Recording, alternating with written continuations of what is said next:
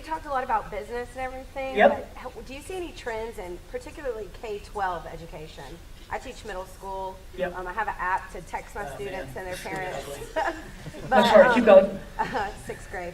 But do you see any trends for me to use with my students to connect with parents, anything like that? So allow me to like stand on a soapbox for 2 minutes and then I'll answer your question. I am flat, yes, here's the biggest trend I see.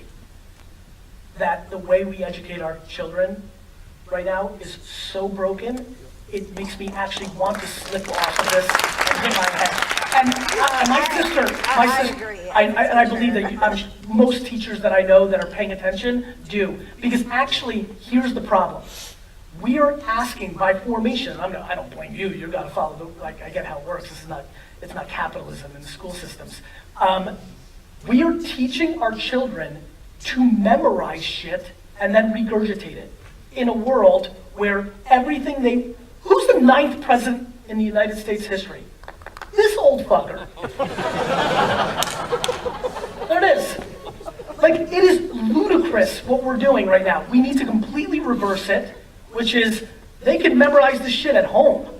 Or don't memorize it at all because it's never been less valuable to be information smart than it is now because anything you want to know is right here. Remember some of us older ones? Remember when it was actually interesting to be information smart? That ship has sailed. I don't care if you know something. I can tell you the same thing in 4 minutes, 4 seconds, 8 seconds. It's right here. So, I'm struggling with it in a big way, right? Like, it's really broken. It's not the reality of the world we live in. It's, the whole game. I think that all schools should go to the business format and why teachers are underpaid? Because the structure. Go create a school where it's complete capitalism and every school is capitalistic, and then the best teachers are going to get paid plenty. Sure. It's so broken, it's ridiculous. Most kids are learning more on their own than they are in the classroom because they have more information at their fingertip everywhere else.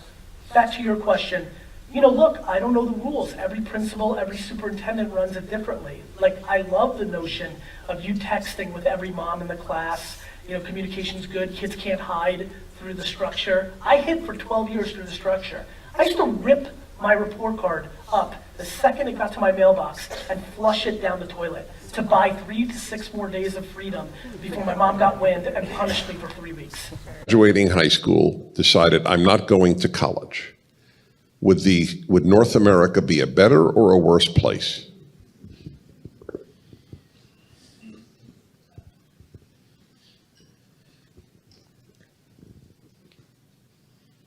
If you took away the STEM fields. Yeah, taking away the STEM fields.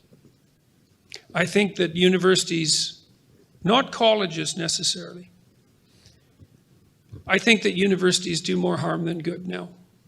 And I'm very loath to say that, because I've been part of the academy for 30 years and taught at great institutions. But the postmodern collectivist doctrine is so psychologically and politically toxic that I think that academia now does more harm than good.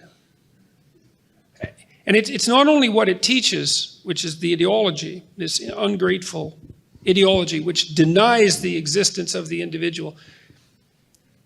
One of the things I might tell you, just so you know this, is that that you hear that there are debates about free speech on campus, about who should talk and who shouldn't. And people think that's what the debate is about who should talk and who shouldn't. But that's not what the debate is about. You're not even scraping the surface of the debate if that's what you think it's about. The debate on campus is about whether or not a human being has the capacity to communicate intelligibly as an individual or not.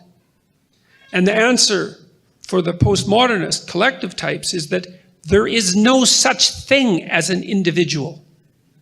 And therefore, the very notion of free speech is absurd, because free speech is predicated on the idea that each of us have something to say that's ours, It's a consequence of our unique individuality, not our group identity or the multiplicity of our group identities, but something something that we have that speaks from our spirit, that can speak to the spirit of another and produce a negotiated peace. And that's what's being debated. Today, in many respects, given the changing economy, a college degree is the equivalent of what a high school degree was 40 years ago.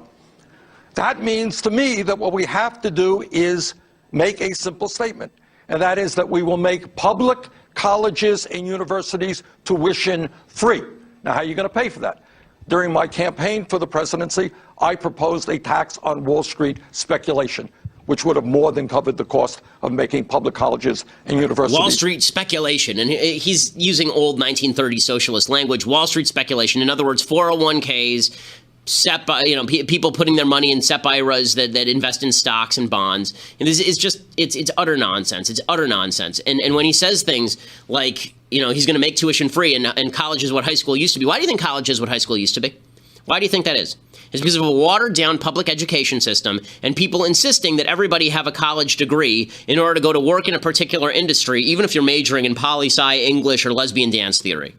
That's why you're seeing a watering down of college. The solution to that is to have employers start to recognize qualities in employees after high school, and to make our high school curricula better, and to make our high schools better, to make our general public schools better, not to shove more people into an overburdened education, a higher education system where people learn stupid crap.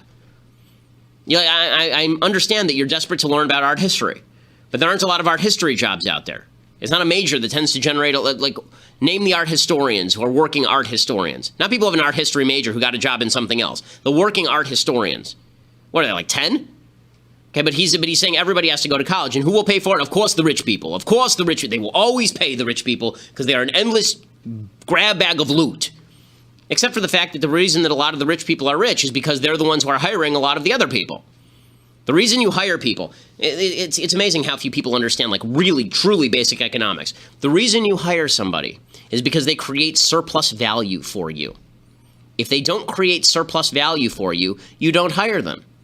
If you can fix your toilet the best yourself in the quickest amount of time, then guess what? You're going to fix your own toilet. You hire a plumber because he frees you up to do other things, creating surplus value for you. Well, rich people who hire lots of people have more surplus value. That's why they're hiring people.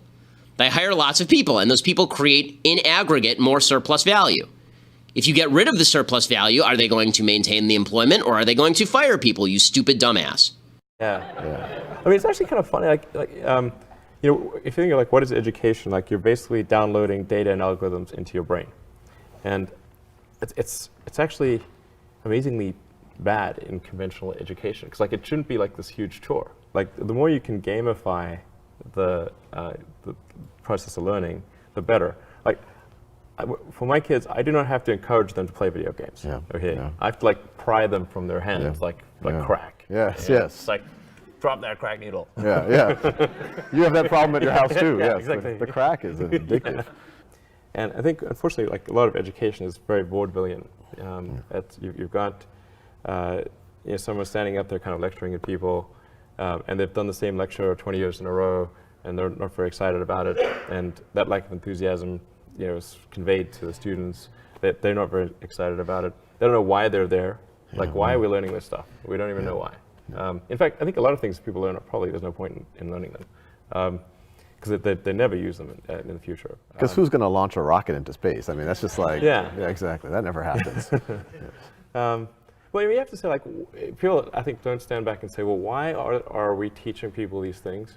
And we should tell them probably why we're teaching these things. Because a lot of kids just in school kind of puzzled as to why they're there. And I think if you can explain the why of things, then that makes a huge difference to people's motivation. Yeah. Then they understand purpose. Yeah. So I think that's pretty important, and just make it entertaining.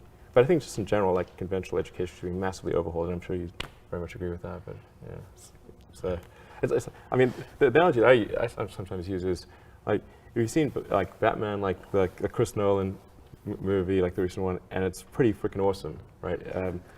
and you've got incredible special effects, great script, multiple takes, amazing actors, and great sound, and it's very engaging.